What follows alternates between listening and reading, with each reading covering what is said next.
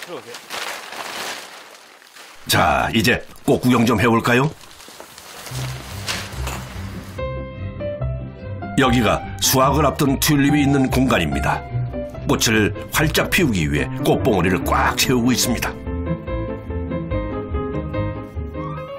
겨울에 지금 튤립을 하고 있는 면적은 한 2,000평 정도 돼요. 여기에 지금 7만 5천 송이 심겨져 있습니다. 요 한 동에.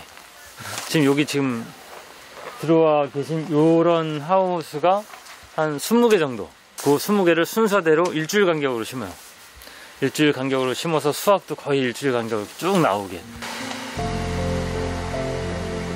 이 규모는 국내 튤립 시장에서 개인 농가로서는 최고 생산량이라고 합니다. 보기만 해도 마음이 평화로워지는 튤립. 그러나 튤립 7만 5천 송이의 수확은 숫자만 들어도 쉽지 않을 것 같네요.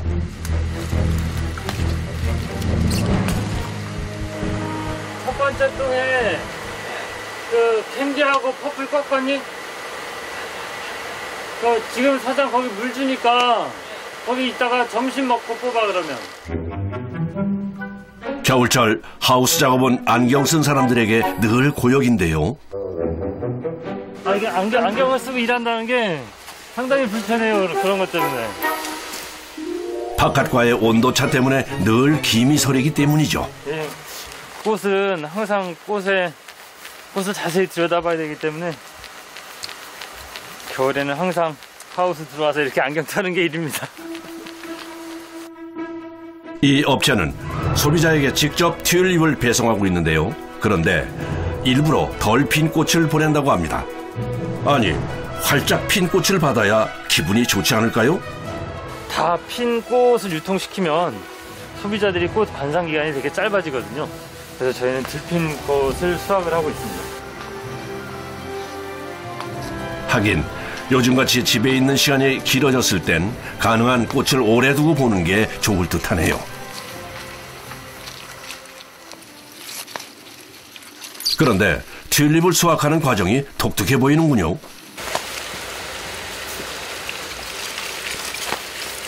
시장에서는 길이가 한 50에서 60 정도 되는 거 원하거든요.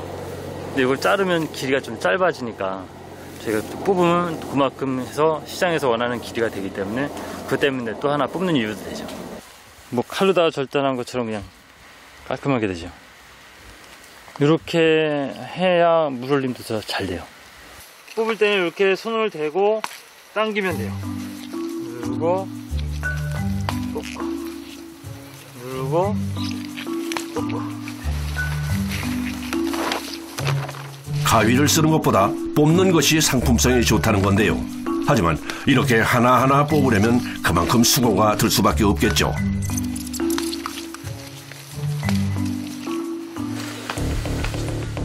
장시간 같은 자세로 쪼그려 앉아 손에 일일이 힘을 주는 작업이 반복됩니다.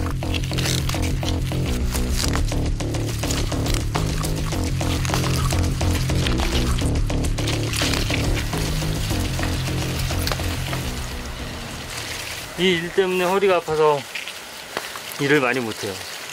이게 딱 하다 보면 힘을 이제 뽑는 순간 힘을 딱 줘야 되고 한 자세로만 계속 고정이 되니까 허리도 약간 삐딱하게 되는 그런 것도 있고. 화훼 농원이라고 해서 우아한 일일 줄 알았는데 고된 작업의 연속입니다. 이 튤립 한 송이를 피우는 것에 이토록 많은 수고가 들어가는지 예전엔 미처 몰랐습니다.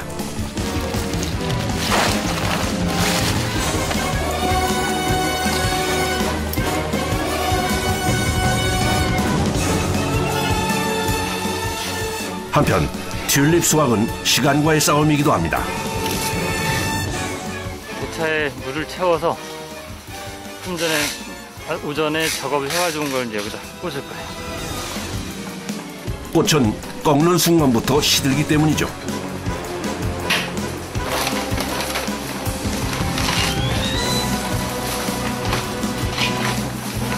그래서 작업자들은 항상 바삐 움직일 수밖에 없습니다.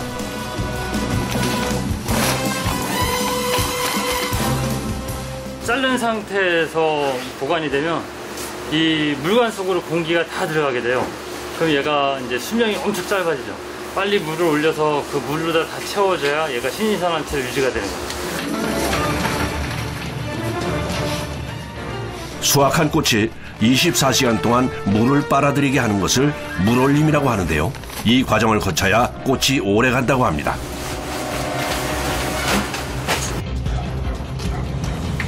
시간과의 싸움은 이곳에서도 벌어집니다. 새벽 배송 차량이 오기 전에 포장 작업을 끝내야 하기 때문이죠. 코로나19로 많은 어려움이 있지만 이 농가는 배송 서비스로 위기를 극복하고 있습니다. 지금 요거는 이제 그 새벽 배송 업체에 저희가 납품을 하고 있는데, 한 업체는 한 300~400개, 그리고 또 한 업체는 한 1000개에서 1500개 사이 그렇게 나오고 있습니다. 요즘은 집에 있는 시간이 늘어나는 사람들이 식물을 곁에 두며 우울함을 극복한다는데요. 그렇다면 배송받은 튤립은 어떻게 관리하면 좋을까요?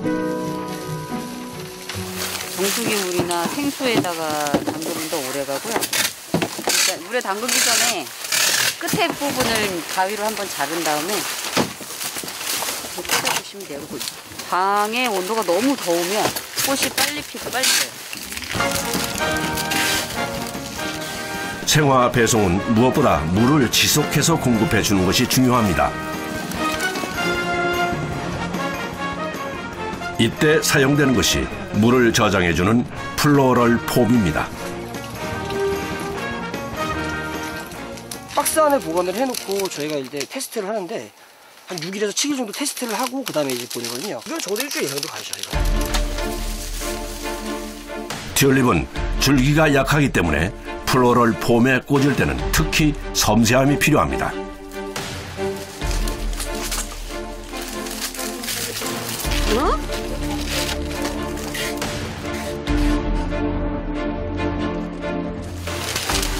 네, 이거 은근히 중노동이에요. 장갑을 하면 자꾸 미끄러지거나 잎사귀를 망가뜨리더라고요. 잠시만요. 나 이거 끊기다 온데. 계속 찬물을 만지다 보니 손이 시릴 수밖에 없겠죠. 이 농가에서 사람은 대접 안 해주고 꽃만 대접해요. 꽃이 중요하다고. 꽃이 먼저예요, 항상. 여름에도 그렇고 겨울에도 그렇고. 겨울엔 춥고 여름엔 덥고 항상 꽃이 우선이죠. 아무리 힘들어도 꽃을 받고 기뻐할 사람들을 생각하면 기운이 난다고 합니다. 집에서 보내는 시간이 길어진 요즘 정성을 다해 피운 꽃 한 송이로 답답한 마음 달래보시면 어떨까요? 꽃농사는 이제 농사 중에서 자본 집약적이라고 이렇게 얘기를 많이 이제 그렇게 배웠는데, 실제로 해보니까 뭐 돈도 많이 들어가지만 노동이 엄청나게 들어가요. 노동 집약적 산업입니다. 향긋한 수확의 현장을 찾아서 이번엔 제주에 왔습니다.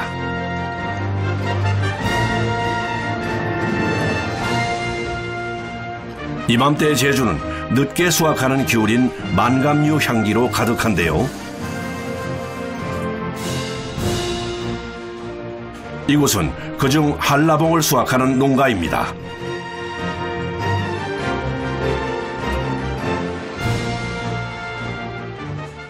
이게 10개동이고 저쪽이 7개동. 1,100평이면 한라봉이 보통 한 15,000kg? 본격적인 작업 시작 전 단단히 작업 의상을 갖추는 작업자들.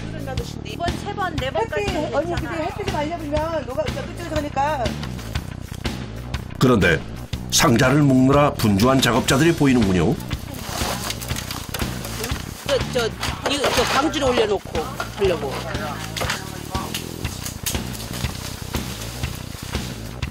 아하, 한라봉을 따는 바구니를 올려놓기 위한 용도였군요.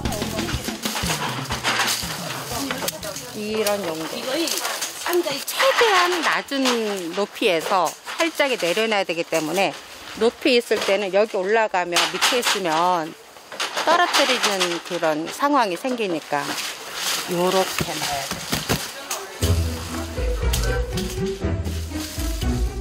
한라봉은 껍질이 연약해 상처 입기 쉽습니다. 그래서 가능한 살살 내려놔야 한다는군요.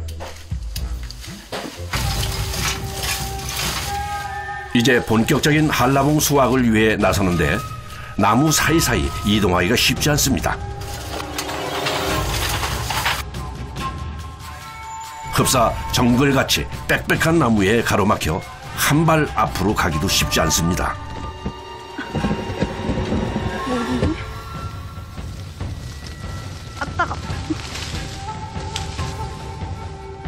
아니, 그새 어디로 가셨는지 찾을 수가 없네요.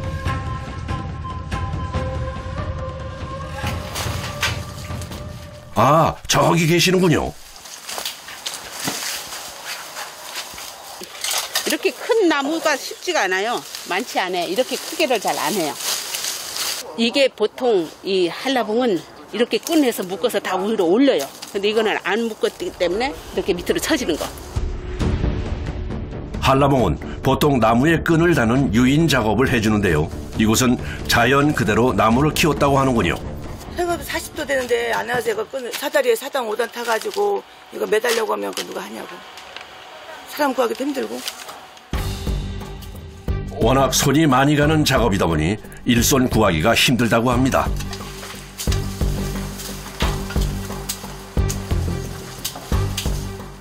이렇게 높은 사다리를 타야 하기에 초보는 금물.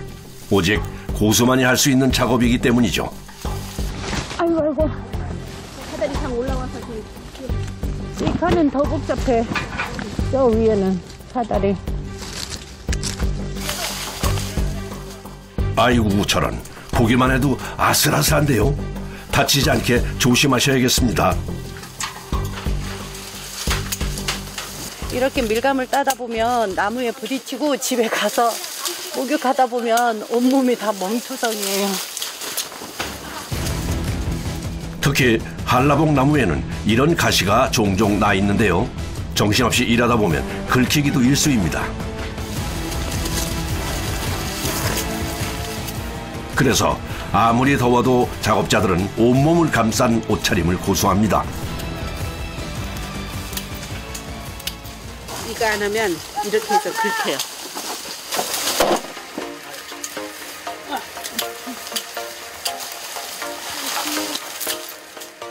그런데 한라봉을 따는 과정이 조금 특이한데요.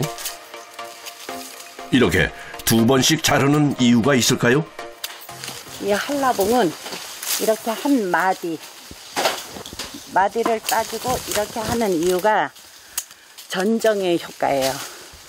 예, 이제 밀감 다 따면 전정 들어가는데 이렇게 밀감 따면서 전정하면 나중에 전정할 때 이런 장가지들은 안 잘라도 되니까 그런 효과로 이렇게 마디로 따고 있어요.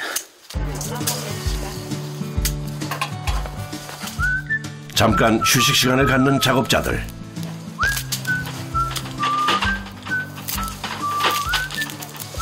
파치 쉬는 시간에 이런 파치 조금 까서 먹어요. 에너지 충전하는 시간. 보기만 해도 군침이 도네요. 나무에서 방금 딴 한라봉. 아, 그 맛은 어떨까요? 지금은 바로 따서는 산이 있어요. 새콤한 신맛이 있는데 이게 저장하면 할수록 산이 빠지면서 당도가 올라가는 거예요. 그리고 한라봉이 제일 오래 저장할 수 있어서 4, 5월, 6월까지도 저장할 수 있는 거예요. 한라봉은 당도가 높고 상큼한 맛이 있어 벌꿀을 바른 오렌지라고 불리기도 하죠.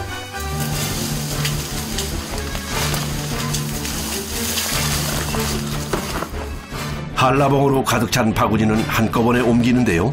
나무숲이 우거져 있어 더욱 까다로운 작업입니다.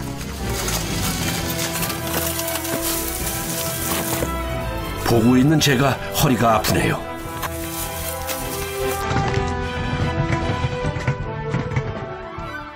무성한 나무숲을 헤치고 도착한 곳은 선별장입니다. 14단, 15단, 15단, 14단, 16단, 아니, 그런데 신기하게도 척척 알아서 과수를 측정해주는 기계가 있네요. 13단, 10단. 나가는 3kg니까 3kg에 6개, 7개, 8개 있잖아요. 그 기준을. 5단, 얘가 그럼 알아서 지금 얘기를 해줘. 네, 무게가 여기 다 저장돼 있으니까. 14단, 10단. 한라봉 과수는 3kg 상자에 들어가는 기준인데요. 육과라면 3kg 상자에 6개가 들어간다는 뜻이죠. 12단, 이곳의 가장 큰 한라봉과 작은 한라봉인데요. 보통 소과는 11개에서 15개, 대과는 6개에서 9개가 들어간다는군요. 설설물용은 좀 큰 걸 많이 찾아요. 6, 7, 8, 9번을 많이 찾고, 이제 좀 지나면은 뭐 11, 10, 그 잔다마들 많이 찾고, 또 어떤 분들은 큰 것보다는 작은 걸 선호하시는 분도 계시고. 그나저나 수확한 한라봉이 자꾸만 도착하는데요. 혼자서 이 많은 무게를 재려니 말 그대로 쉴 틈이 없습니다. 18단, 17단, 17단. 보기엔 쉬워 보이지만 다리부터 팔까지 말 그대로 온몸의 근육을 다 써야 하는 작업입니다. 저런 계속된 작업에 허리에 무리가 오는 모양입니다. 어머, 이거 하면 허리가 안 좋아지죠, 많이. 완전 다리도 아프고. 밥 먹으러 갑시다. 가요. 이제 오전 작업이 끝났군요. 힘들어요. 정글 숲을 헤쳐서 식사하러 왔어요.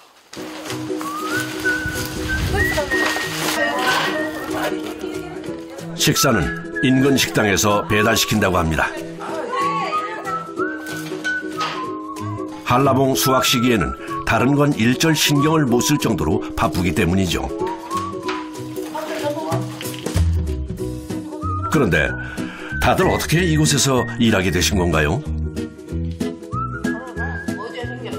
가까운 동네니까 또 친구니까 너네 집도 가고 우리 집도 가고 어느 집이 제일 힘든가요? 얘네 집 오늘 따는 집 이런 게 없어요. 한라봉이 힘들어요. 한라봉 이렇게 수확철이면 서로 돕는 것이 제주도의 문화라고 합니다.